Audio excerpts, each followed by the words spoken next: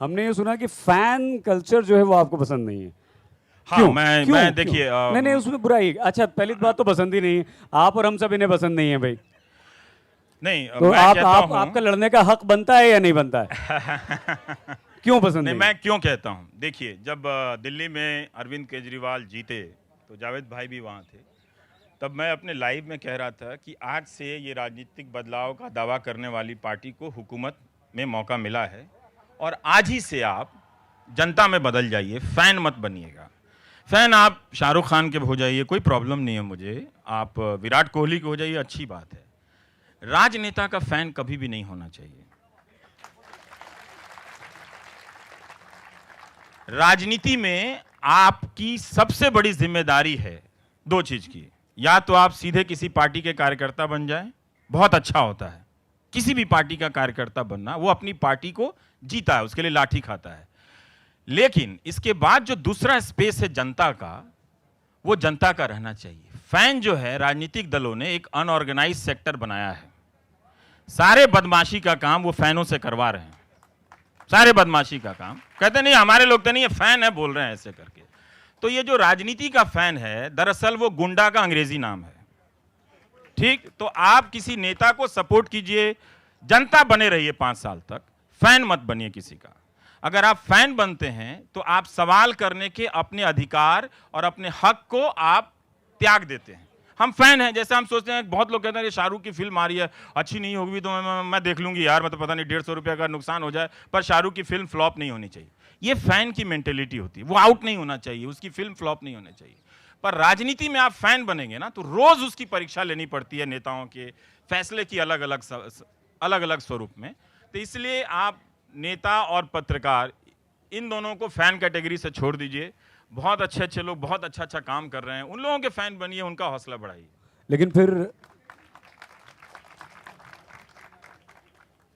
लेकिन क्या रविश भाई, आप अगर फैन नहीं चाहते हैं तो ये जो युवा वर्ग है जो आपको फॉलो करता है, आपके नक्शे कदम पे चलना चाहता है, आप जैसा बनना चाहता है, तो कहीं आप एक्सटेंशन ऑफ रवीश देखते हैं? और अगर हाँ तो कैसे? और अगर चाहते हैं देखना एक्सटेंशन ऑफ रवीश तो वो क्या होगा? नहीं, मैं तो नहीं चाहता कि कोई मेरी तरह बने। हम चाहते हैं कि हर कोई अपनी अपनी तरीके से अपना अपना रास्ता ढूंढे, क्योंकि मुझे खुद भी अच्छा नहीं लगता कि मैं किसी और की तरह बनता। मैं ज़रूर लोगों को पढ़ता हूँ, सराहता हूँ, वो अलग बात है, पर आप सब इस दुनिया में आए हैं अपने रास्ते से चलने के लिए। और लोकतांत्रिक स्पेस जो है यही मौका देता है कि आप अपने ख्याल से लेकर चीज़ों को बनाने बेचने तक का काम अपनी आज़ादी से कर सकते हैं। तो अपनी रचनात्मकता को आप परखिए, उसे फलने फूलने का मौका दीजिए, और आप सुरेश बनिए, मनीष बनिए, सुनीता बनिए, संगीता बनिए। क्या ज़रूरी है कि सब रवीश ही बने? सबको नहीं बनना चाहिए। कहानी सुननी है लपरे, क्या आगे बढ़ें? मैं आज स्मॉल टाउन सा फील कर रहा हूँ, और मैं मेट्रो सी। हाँ, जब भी तुम साउथेक से गुजरती हो मैं करावल नगर सा महसूस करता हूँ। चुप करो, तुम पागल हो। दिल्ली में सब दिल्ली सा फील करते हैं, ऐसा नहीं है। दिल्ली में सब दिल्ली नहीं है। जैसे हर किसी की आंखों में इश्क नहीं होता। अच्छा, तो मैं साउथेक्स कैसे हो गई? जैसे कि मैं करावल नगर हो गया। सही कहा तुमने। ये बारापुला फ्लाईओवर ना होता तो साउथेक्स और सराय काले खां की दूरी कम ना होती। तुम मुझसे प्यार करते हो या शहर से? तुम मुझसे प्यार करते हो या शहर से? शहर से, क्योंकि मेरा शहर तुम हो।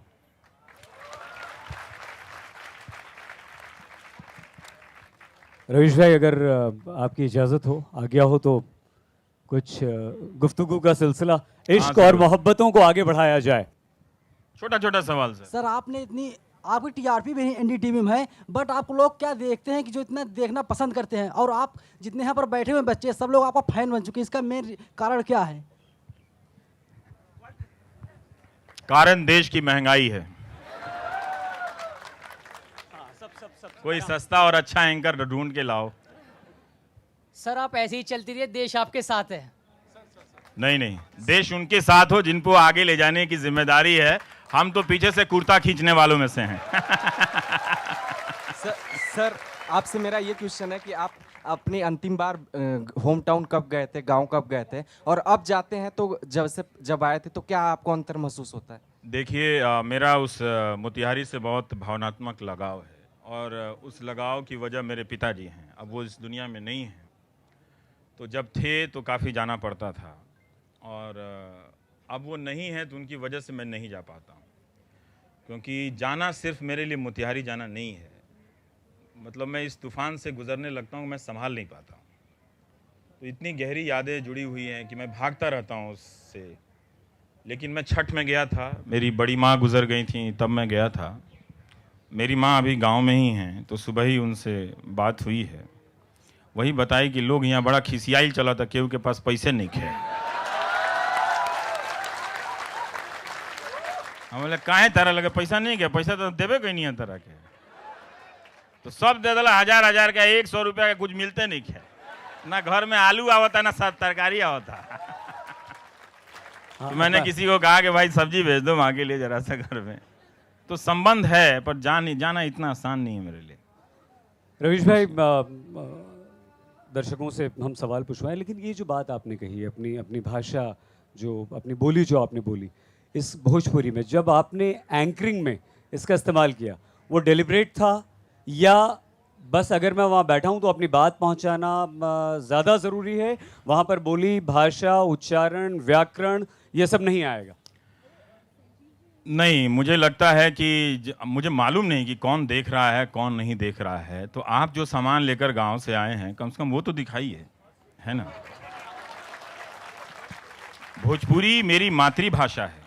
जब हम लोग अपने घरों में हिंदी को बोलने बरतने लगे तो बड़ी माँ बहुत डांट देती थी कि आइल वाले पटना से अंग्रेजी बोलता रहे।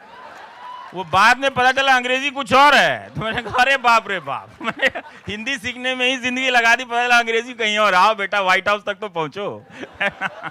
तो मुझे लगा कि जो मेरी मातृभाषा है वो आपको पता होना चाहिए।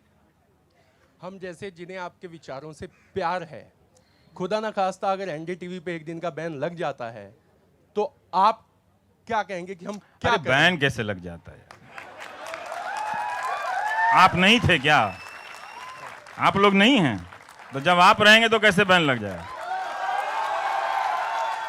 यहां खड़ा होके न्यूज पढ़ देंगे सड़क पे, क्या है? मैंने कहा कहीं संविधान में लिखा है कि पत्रकार न्यूज पढ़ेगा तो स्टूडियो में ही पढ़ेगा? कहीं पढ़ देगा, पार्क में पढ़ देगा, गाड़ी में पढ़ देगा, नहीं होगा तो बाथरूम बंद करके जैसे गाते हैं वैसे न्यूज पढ़ देंगे। इसमें क्या है? करो जो करना है करो, बैन करना बैन करो, बंद करना बंद करो, जो करना है करो। क्या करें? हम तो न्यूज पढ़ लेंगे बाथरूम में बंद करके, तो क्या करो, रोक लोगे क्या? ये आखिरी सवाल लेंगे। मेरा आपसे सवाल ये है कि जो आज के दौर में पत्रकारिता करना इतना कठिन हो गया है, तो क्या आगे या और कठिन होता चले जाएगा? और जो पत्रकारिता में 2 धड़े बन चुके हैं, क्या वो धड़े और ज्यादा बनेंगे या हाँ, वो ज़्यादा बनेंगे, वो ज़्यादा बनेंगे। और देखिए हम किसी पत्रकारिता में कभी आदर्श दौर में तो रहे नहीं। आप गणेश शंकर विद्यार्थी जैसे तो कोई होंगे नहीं। आप भगत सिंह की टिप्पणियाँ पढ़ लीजिए, गांधी की टिप्पणियाँ पढ़ लीजिए, हर दौर में ऐसा कोई स्वर्ण युग नहीं रहा। पर अंततः ये पत्रकारिता को ठीक करने की लड़ाई पत्रकार की व्यक्तिगत लड़ाई बन जाती है। हम चाहते हैं ये आप ये समझें इस बात को। आप जो अखबार खरीद रहे हैं, जो चैनल देख रहे हैं, उसके हेडलाइन को बहुत बारीकी से देखिए कि राजा का गुणगान है या प्रजा के हाहाकार का उसमें स्थान है। आपको देखना पड़ेगा ना। गुणगान ज़्यादा है तो शक करना चाहिए, स्थान ज़्यादा है तो भरोसा रखना चाहिए कि कुछ अच्छा होने वाला है। जब समस्या का पता होगा तभी तो राजा अच्छा करेगा ना। बहुत धन्यवाद आप सभी का, रवीश भाई। अरे सर, यही काम करने दीजिए ना। अभी तो इश्क में बैठे हैं, आप राजनीति में ले आए हैं। जो लोग राजनीति में हैं उनको ही मुझसे इतनी तकलीफ है। अब आप वहाँ भी पहुँचा देंगे तो दिन भर वहाँ भी सब तकलीफ में रहेंगे।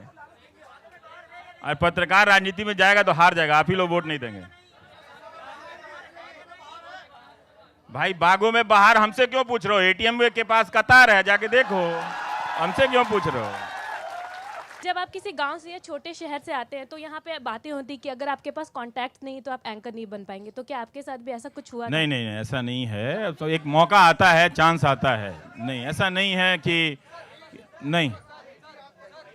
हाँ, आप राजदीप इसका जवाब दे सकते हैं। राजदीप ने मुझे कई मौके दिए जिंदगी में, ऐसा नहीं है।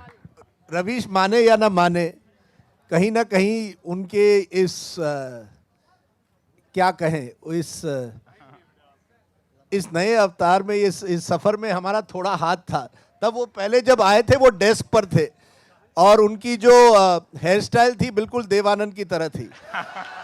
तो मैंने उनको कहा था और उन्होंने मुझे लगता है एक इंटरव्यू में भी कहा, मैंने कहा देखो तुमको रिपोर्टर बनना है तो ये देवानंद जैसी हेयर कट नहीं चलेगी। तो उन्होंने कहा यही मेरी एक हेयर स्टाइल है। और हिंदी जगत में ये आपने जो बात कही ये साफ है, जो डेस्क पर बैठा रहता है लड़का, और रवीश उस समय डेस्क पर था, जो रिपोर्टर एंकर होते हैं वो किसी को दूसरे को आगे नहीं आने देते हैं। मैं हमेशा समझता हूँ उत्तर भारत में ये सबसे बड़ी कमजोरी है कि लोगों को किस तरह से नीचा और खींचना है, उनकी टांग किस तरह से खींचनी है, उसमें लोग ज़्यादा वक्त गुजारते हैं। तो रवीश को थोड़ा बहुत मैंने उस समय बचाया, क्योंकि नहीं तो उनके जो सीनियर्स थे वो रवीश को कैसे आगे नहीं जाने देना है, मेरिट से जो चलना है जिस आदमी को, उसको कैसे कमज़ोर करना है, उसमें लगे रहे थे। लेकिन रवीश की खुद की ये मुझे लगता है ये मेरिट की वजह से, उनकी जो काबिलियत है उसकी वजह से वो आज इस मुकाम तक पहुंचे हैं। और मैं समझता हूं हर व्यक्ति, और इस नए भारत में आपको कोई नहीं रोक सकता। और रवीश जैसे कई लोग हैं जो इसकी, महेंद्र सिंह, मैं रवीश की तुलना महेंद्र सिंह धोनी से करता हूं एक तरह से, क्योंकि आप अगर देखेंगे तो धोनी भी एक छोटे शहर से आए और एक ज़माने में लगता था कि क्रिकेट केवल अगर आप बम्बई और दिल्ली से आते हैं तो ही आप क्रिकेट खेल सकते हैं, मुश्किल से हैदराबाद या बंगलोर ले लीजिए। एक ज़माने में ये भी लगा कि मोतिहारी से जो व्यक्ति आता है वो पत्रकारिता नहीं कर सकता। रवीश ने ये दिखाया कि जो मोतिहारी से आता है वो बम्बई से मैं एक बम्बई से आता हूँ, मुझसे वो बढ़िया पत्रकारिता करता है, उसका एक ये सबूत है। बहुत धन्यवाद राजदीप सर, मजा आ गया। आप बैठे थे, आप शामिल ये हुए, बात इसके लिए बहुत बहुत सही धन्यवाद। है जो राजदीप जी ने मैं कही एक मिनट आ है। रहा हूँ, एक मिनट आ रहा हूँ।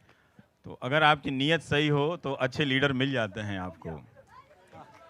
सर जो आजकल ये जो पत्रकारिता है, दरबारी पत्रकारिता हो रही है, इससे निजात कैसे पाएं सर? इससे निजात की आप समझ जाएं। जिस दिन आप समझ जाएंगे, आपके जैसे लोग समझ जाएंगे, फिर आप समझ जाएंगे ये इंटरव्यू है या बागों में बहार है। जितना फेसबुक पे करते हैं उतना बुरा हाल है नहीं वैसे में इंडिया में, लेकिन फिर भी हम अगर पाकिस्तान को देखें या और कंट्रीज को देखें। मैं जापान तो नहीं गया, मैं हिंदुस्तान में हूँ, तो मैं हिंदुस्तान की ही बात करूंगा सर। ठीक है। हाँ, लेकिन उतना बुरा हाल है। आप इसको समझिए, जो गालियां जो हैं अब एक ऑर्गेनाइज सेक्टर से आ रही हैं, ये जनता की अभिव्यक्ति नहीं है, ये जनता की अभिव्यक्ति नहीं है सर। सर आपने कभी किसी से प्यार किया है? 100% किया है। और क्या, ये तो ऐसे ही कहानी थोड़ी लिख देंगे।